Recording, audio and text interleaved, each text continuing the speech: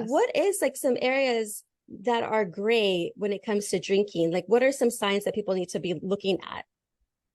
Well, the first thing I will say is that, when you first start having those little quiet voices inside that are already whispering to you, gosh, I think we're drinking too much, or, those internal voices, how much is too much? Or maybe you're even Googling in your browser, like, what does it mean to be an alcoholic? And am I an alcoholic? And how much is too much? And, what is considered a moderate drinker? And if you're having any of these questions and that seed is kind of stirring up inside of your belly, your guiding system, the Holy Spirit, your gut, your inner voice, whatever you want to refer to it as, that is the opportunity for you to not push it away. That's already starting to tell you something that you are on to a problem, because gray area drinking is a problematic drinker. They are abusing alcohol. I don't want to, have that misunderstood.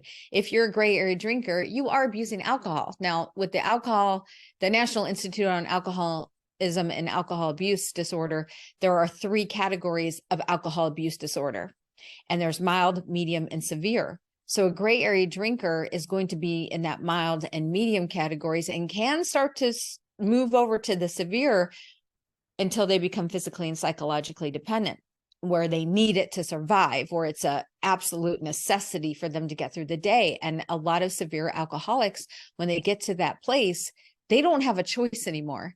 So that's another big kind of difference, is when you have a choice to drink, which if you're in the gray area, you have the choice. You have the choice to drink and you have the choice not to drink.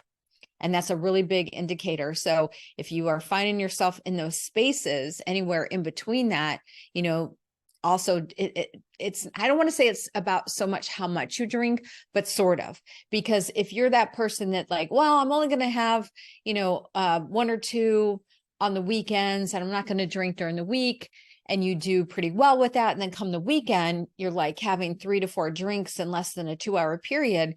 Well, you're binge drinking, and that's abusing alcohol.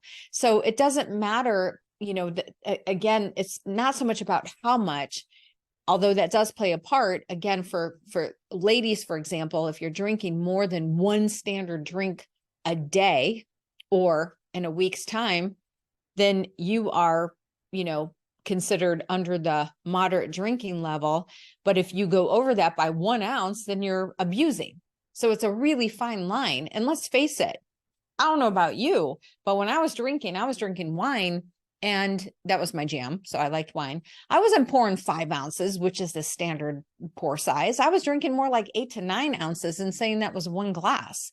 And so if I'm doing that every night, and then some nights are 2 glasses of wine, well, now I'm really severely, I'm not severely, but I'm abusing alcohol, where I'm moving into that medium category of alcohol abuse disorder. So we have to be really careful and understand, A, what is the standard drink?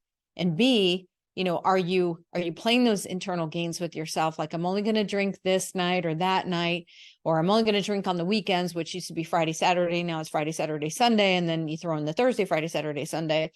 All those games, those head games that we play, those are all indicators that you need to be paying attention, because that's your opportunity to say, yeah, I think I'm in this gray area. That's the time to pump the brakes. Another analogy is like, you're kind of wading in the pool in the deep end, but if you don't watch it, you can end up starting to drown, right? So it's like, we want you to have that choice to make the decision to drink or to not drink. And if you're in that gray area, thank goodness you have a choice, but you need to be paying attention and listening to that inner voice inside.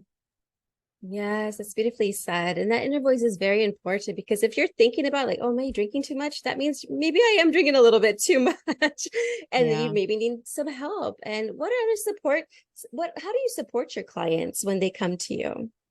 Well, I have a couple things that I offer them. So I have a Facebook group called Question the Drink. And the reason why it's called Question the Drink, Gina, is because I really want it to feel like the identity of you is so important. So let me pause on how I help. And let me say this about identity, because I think this is so crucial. When we are in whatever behaviors we're doing, we have to look to see what we're thinking about ourselves, because what we believe about ourselves, our own identity, is going to show up with our behaviors and what we do, which is why for me and for you, saying, hi, I'm Kari. Hi, I'm Gina, and I'm an alcoholic was not resonating, because that just puts us into a different category. And for me, I was like, no, I'm not powerless over alcohol. I'm not claiming that I'm an alcoholic. It was very important for me to stay very firm on my identity. Yes, I was a person who didn't love myself. I had very low self-esteem, which was one of the reasons why I was drinking and emotionally eating and binge watching Netflix aimlessly or scrolling through social media just to distract myself from the misery that I was feeling in my life at that time. So we have to be really careful, but the identity piece is huge. So when I created my program, Question the Drink, which is really based on drinking more or less, is I wanted it to be the permission for somebody to go, yeah, I can admit that I'm in the gray area and I'm willing to question the drink. I'm willing to look at my relationship with alcohol. It's an invitation for someone to say, okay, I want to know more. Maybe I'm not ready to quit. Maybe I'm not ready to make any decisions. Maybe I just want to know where I stand and what I can do about it. It's that permission slip for somebody to come in the door. And so there's no labels, there's no judgment, there's no guarantees, there's no pushing or enforcing or any of that. No, it's called Question the Drink for that reason. It's very much of a welcoming, permission-based place for somebody to go, I want to learn more.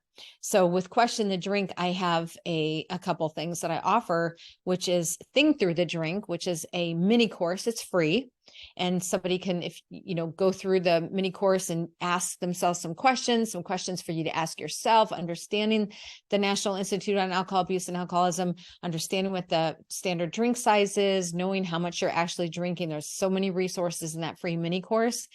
And then if they want more than that, then I have a 30-day course called Question the Drink for 30. And then I also run that group live. The next live cohort won't be starting up again until January. I'm making a lot of changes to the program right now, so that will start back up in January. But that's a group program and it's amazing. So those are some ways that I support somebody who's in that gray area. And then on the other side with my business, Gray Tonic, I focus on one-on-one clients and I coach them for 6 months to a year and kind of anything in between. And that's really diving way deep. We're talking about all things gray. It's not just with drinking, because gray area drinking is one gray area that we have in our life. We can have a gray area with our relationships, with our health, with our habits, with our career, how we show up for our family. There's so many gray areas that we have where we're living in this mediocrity and complacency where we're 1 foot in and 1 foot out.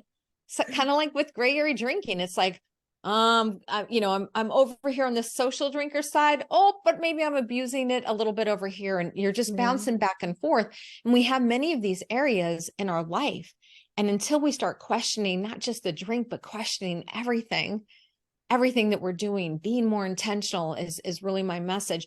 Once we start to do that, we can make some really positive changes in our life, for sure. Absolutely.